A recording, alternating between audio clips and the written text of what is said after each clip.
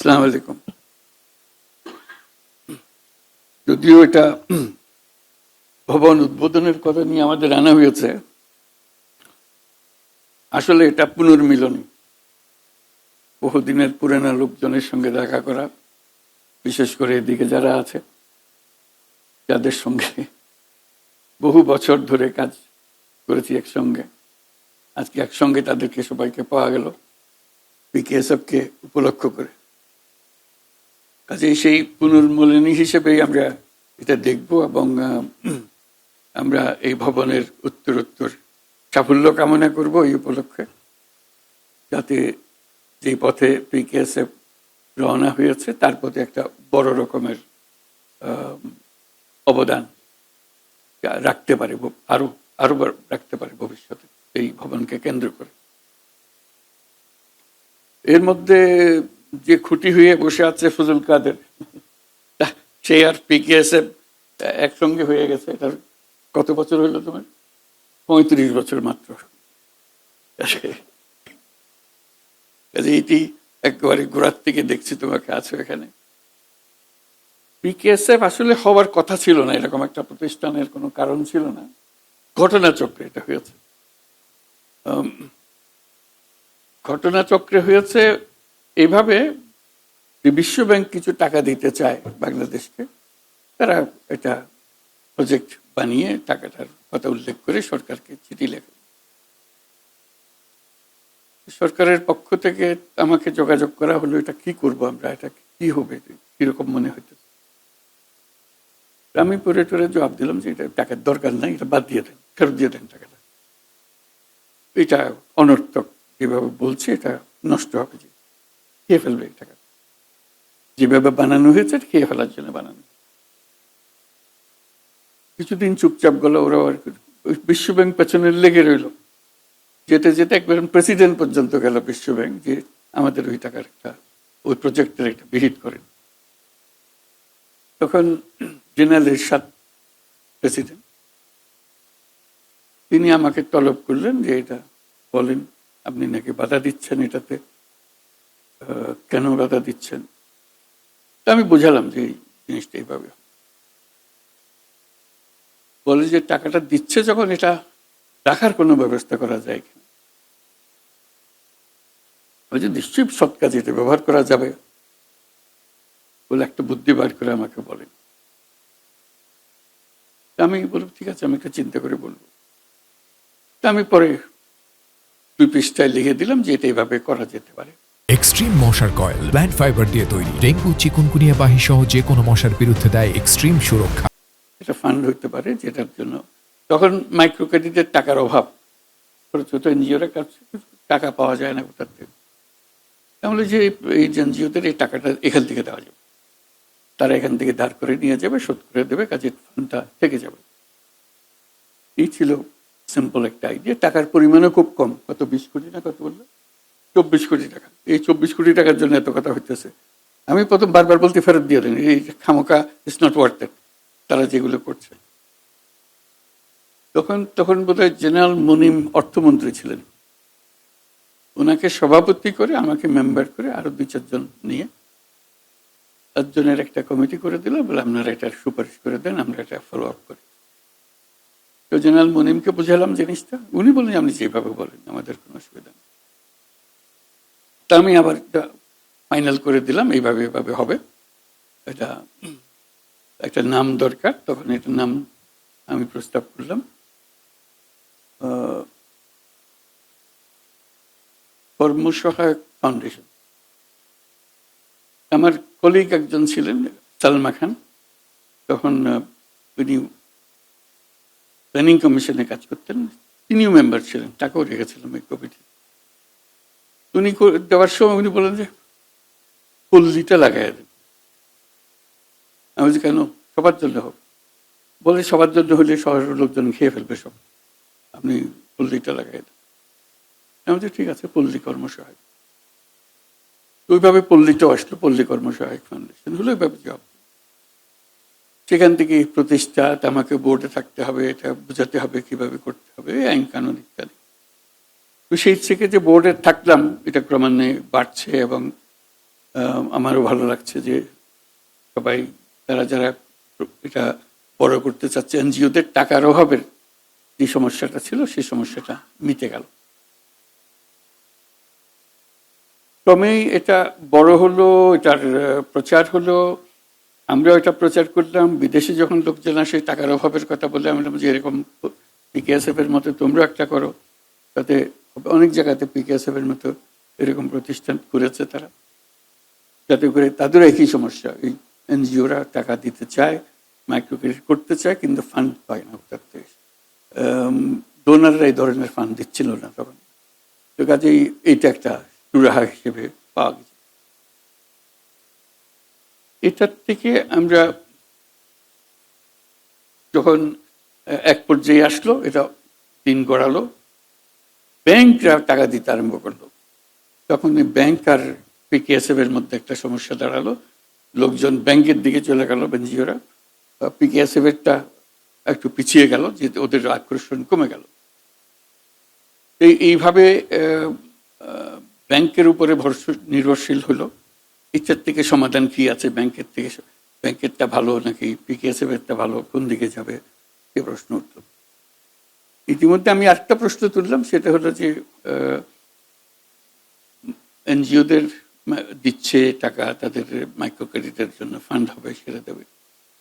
আমি যেটা চাচ্ছিলাম সেটা হলো এন্টারপ্রেনিয়ারশিপ, যে ফান্ড দেওয়া, যাতে করে ইন্ডিভিজুয়াল মেয়ে বা ছেলে তারা তাদের একটা নিজেদের প্রতিষ্ঠা করতে পারে, টাকা দিয়ে নিজেদের ব্যবসা প্রতিষ্ঠা করতে পারে, এন্টারপ্রেনিয়ারশিপটা ডেভেলপ করতে পারে। সেটার জন্য যেহেতু মাইক্রো ক্রেডিট এন্টারপ্রেনিয়ারশিপটাই ডেভেলপ করার চেষ্টা ছিল, এখন ইন্ডিপেন্ডেন্টলি ইন্ডিভিজুয়ালকে অ্যাড্রেস করে এটা পারা যায়। আমরা নিজেরা এটা শুরু করলাম, এটা নবীন উদ্যোক্তা নাম দিয়ে। একটু ভঙ্গিটা পরিবর্তন করে দিলাম। আগে একরকম ছিল যে আমরা যেভাবে ইনভেস্ট করছিলাম, এখন হলো যে প্রতিটি ইয়াং ছেলে বা মেয়ে তার একটা ব্যবসার আইডিয়া নিয়ে আসবে, আমরা সেই ব্যবসার পার্টনার হব। এখন দেওয়া এবং নেওয়া না, আমরা পার্টনার হব। তার যত টাকাই লাগে, 5 লাখ টাকা লাগে, 50 লাখ টাকা লাগে, আমরা দেব। কিন্তু যেই পরিমাণ টাকা আমরা দেব, তার ব্যবসার সেই পরিমাণ ওনারশিপ আমাদের কাছে থাকবে। এটা আমরা শুরু করলাম। আস্তে আস্তে এটা সম্প্রসারিত হতে আরম্ভ করলো। বিষয়টা হলো যে যতই সম্প্রসারণ করেন, তুমি যদি লাভ করতে পারো, সেই লাভের টাকা দিয়ে যেই শেয়ার আমার কাছে রয়ে গেছে, সেই শেয়ার কিনতে আরম্ভ করো। তোমার প্রথমে 5% শেয়ার ছিল, আস্তে আস্তে 6% শেয়ার করো, 10% শেয়ার করো। ক্রমে এক জায়গায় গিয়ে তুমি যদি পারো 100% শেয়ার নিয়ে যাও। আমরা আমাদের শেয়ার রাখতে চাই না। তো সেই ভঙ্গিতে যাচ্ছি। এখন এটা একটা সমস্যা দাঁড়ালো। এমআরএ একটা সমস্যা। এমআরএও আমাদেরকে স্বীকার করছে না, কারণ আমরা মাইক্রো ক্রেডিট নই। ওদের কাজ হলো এমআরএর কাজ হলো আপনার তো মাইক্রো ক্রেডিট না, আপনার তো ইনভেস্টমেন্ট। তো আমরা কোথায় যাব, কার কাছে যাব, এটা নিয়ে বহুদিন ধরে শেষে এমআরএকে রাজি করানো গেছে, কোনো রকমে রাজি হয়েছে যে তাকে আমাদেরকে স্বীকৃতি দেবে, না হলে আমাদের যাওয়ার জায়গা নেই।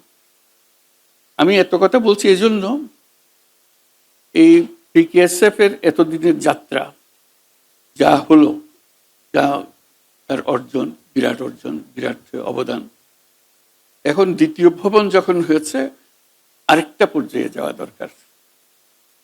এই জায়গাটাতে এই কথাটাও চিন্তা করা যায় যে আমরা এখন বিনিয়োগ করব। যে কোনো ব্যক্তির সঙ্গে যে একটা ব্যবসা শুরু করতে চায়, ইয়াং পার্সন ব্যবসা শুরু করতে চায়, তারটা যদি পছন্দ হয়, আমি তার ব্যবসাতে বিনিয়োগ করবো। এই শর্তে তুমি আস্তে আস্তে তোমার মালিকানা, আমার মালিকানা কিনে নেবে। তোমাকে আমি দিয়ে দেবো, আমি রাখার জন্য দিয়ে নিই। কিন্তু যতদিন তুমি না পাচ্ছ, এটা আমার ব্যবসা, তুমি ব্যবসা চালাচ্ছ। কাজে এটা না যে তুমি এটা নিয়ে আমার টাকা দিলে না কেন, ওরকম কথার সুযোগ যেন না হয়। সুযোগটা আসবে না এই জন্য, যেহেতু আমি তো তার ব্যবসার মালিক, সে কাজ করছে, আমি তদারক করছি, খোঁজ খবর রাখছি। বেশি অসুবিধা হলে এমনও বলছি যে যেহেতু এটা আমি মালিক, তোমাকে তো এখন তুমি 5% দিয়েছো বা 2% টাকা দিয়েছো, এর মধ্যে তোমাকে এটার পরিচালনা তো রেখেছি, তুমি চালাচ্ছ। আমি যদি মনে করি যে তুমি ভালো চালাচ্ছ না, আমি কিন্তু আরেকজনকে চালাতে দিয়ে দেবো, তোমার শেয়ার থাকবে ঠিকই, কিন্তু চালাতে দিয়ে দেবে আগে। সে তখন মনে করছে তার থেকে একটু হাতছাড়া হয়ে গেল, যাতে করে সে তো পারতেছে না, তো সে খুব চেষ্টা করে যাতে করে সে অর্জন করে দিয়ে দেয়। এবং আমাদের অভিজ্ঞতা হলো যে সবাই প্রায় সাকসেসফুল হয় শেষ পর্যন্ত। কিছু কিছু সমস্যার মধ্যে পরে আমরা গিয়ে সাহায্য করি যাতে করে উত্তরণ করতে পারে। এবং একটার মালিকানা হোক সম্পূর্ণরূপে পেয়ে গেলে সে তখন সেটাকে আরো বড় করতে চায়। বড় করতে হলে হ্যাঁ আবার তুমি বড় করো, আবার একই পদ্ধতি, আমি তোমাকে টাকা দেবো, সেই পরিমাণ শেয়ার আমি অন করবো, তুমি আস্তে আস্তে আমার শেয়ারগুলো কিনে নেবে 1% 2% করতে করতে আস্তে আস্তে আঁকা করে সবটা শেয়ার। তুমি যদি ব্যবসা ভালো করো 1 বছরই পুরো শেয়ার কিনে ফেলতে পারো, ব্যবসা ভালো না হলে 2 বছর লাগবে, 3 বছর লাগবে, কিন্তু মালিকানা তুমি পেয়ে যাবে। আমার এটা রাখার কোনো ইচ্ছা নেই, যেটাকে আমরা সামাজিক ব্যবসা বলি। এটা তোমার থেকে লাভ করার ইচ্ছা আমাদের নেই, আমাদের হলো তোমাকে তুলে ধরাই হলে আমাদের লাভ।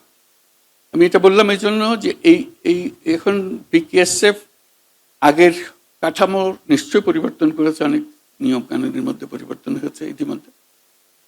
তো বিনিয়োগের মধ্যে যেতে পারলে তো একটা বড় আকারে জিনিসটা হতে পারে, এটাই শুধু বলার জন্য। এটা আবার নতুন করে চিন্তা করা, যেহেতু এখনকার ছেলে মেয়েরা 80 সালের 90 সালের ছেলে মেয়েরা না, অনেক পরিবর্তন, তারা অনেক কিছু, গ্রামের ছেলে গ্রামের মেয়ে অনেক কিছু বুঝে, অনেক কিছু জানে। কাজে সেই পর্যায়ে যদি আমরা যেতে পারি তাহলে ইট ক্যান ডু মিরাকল। যেভাবে এটা তৈরি হয়ে আসছে, তার একটা ইতিহাস গড়ে উঠেছে, ওইটা ইতিহাস এবং এই সম্পর্ককে নিয়ে, এবং এটার মধ্যে হলো যে কোনো প্রতিষ্ঠানের মাধ্যমে তাকে কাজ করতে হয় না, ইন্ডিভিজুয়ালের সঙ্গে কাজ করতে পারতেছে। তো যদি প্রতিষ্ঠানের মাধ্যমে করতে চায় তাও করতে পারে। যে প্রতিষ্ঠান বলে যে আমাকেও এই টাকার দেন, আমিও শরিকদার হই, আমি এটা ম্যানেজ করবো আমার এলাকার থেকে, আপনার পুরো ব্যবস্থা যেভাবে আছে সেভাবেই থাকবে, আমরা এইভাবে অগ্রসর হতে পারবো, সেটাও হতে পারে। পরীক্ষামূলকভাবে করে দেখা যেতে পারে কোনটা ভালো কোনটা। কিন্তু কিছু নমুনা আমরা যে করতেছি, কিছু নমুনা অনেক অগ্রসর হয়েছি, কয়েক লক্ষ এরকম বিনিয়োগকারী হয়েছে, উদ্যোক্তা হয়েছে, ছেলে মেয়ে সবাই মিলে। কাজে এইটাকে গ্রহণ করে এটাকে সম্প্রসারণ করা যায় কিনা, আর আইন কানুনের মধ্যে যে সমস্ত দূরত্ব সৃষ্টি হয়েছে ইতিমধ্যে সেগুলো সংশোধন করা যায় কিনা। যেহেতু 80 সালের কি চিন্তা করে তখন যে আইন হয়েছে, সেই আইনের মধ্যে কোনো তফাৎ এখন বর্তমান পরিস্থিতির কারণে এটা ভিন্ন করা যায় কিনা, সেগুলো পরীক্ষা করে দেখা। বিশেষ করে বিকেএসএফ এর নিজস্ব আইন যেটা আছে এটাকে আরো সম্প্রসারণ করা যায় কিনা, নানা দিকে তার কর্মসূচি বাড়িয়ে নেওয়ার জন্য। শুরুতে আমি বলেছিলাম যখন বিকেএসএফ শুরু হয়, এই যে চিঠিপত্রগুলো আদান প্রদান হয়েছিল সেই সময়, খুব ইন্টারেস্টিং চিঠিপত্র। যে আমি বললাম যে এগুলো একত্র করে আপনারা রেখে দেন, ইতিহাস হিসেবে থাকবে, আছে কিনা জানি না, আছে। যাক, আমার কাছে খুব ইন্টারেস্টিং মনে হয়েছিল যে এই যে এক্সচেঞ্জ হচ্ছে, আমি কথাবার্তা বলছি যে এটা এইভাবে হবে না, এইভাবে করতে হবে।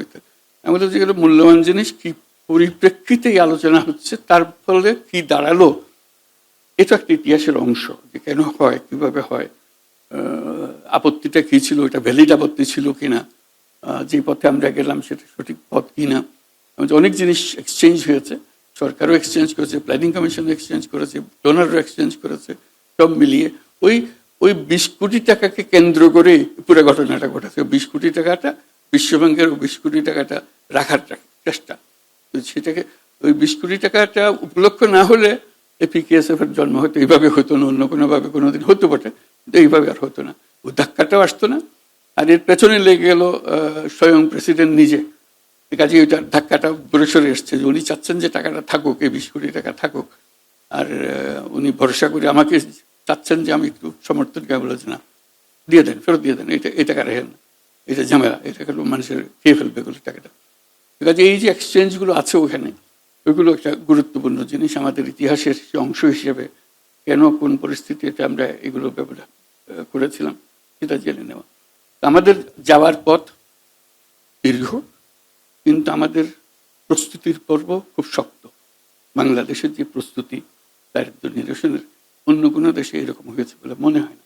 একেবারে গোড়াতে গিয়ে যে মানুষের সঙ্গে কাজ করা, সেটার যথেষ্ট কাজ হয়েছে, বিভিন্ন সবাই মিলে কাজ করেছে। কাজে ওই যে স্টেজে এসছি এখন একেবারে বড় আকারে চলে যাওয়ার সময় এসছে, এটা পারা যাবে। টাকারও অভাব হওয়ার কথা না, কারণ আমাদের উপর আস্থা আছে সবার, সেভাবে এই ফাইন্যান্সিয়াল সিস্টেমকে গড়ে তুললে আমরা সত্যি সত্যি মানুষকে উদ্যোক্তা করতে পারি। যেটা আমার মূল কথাতে বারে বারে আসি, মানুষ কারো চাকরি করার জন্য আসে না, মানুষের জন্ম হয়েছে উদ্যোক্তা হওয়ার জন্য।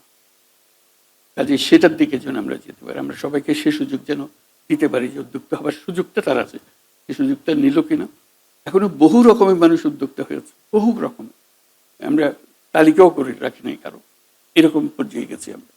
কাজে আরো সুযোগ আসছে বড় রকমের প্রযুক্তির কারণে। একটা বড় কারণ হলো প্রযুক্তি।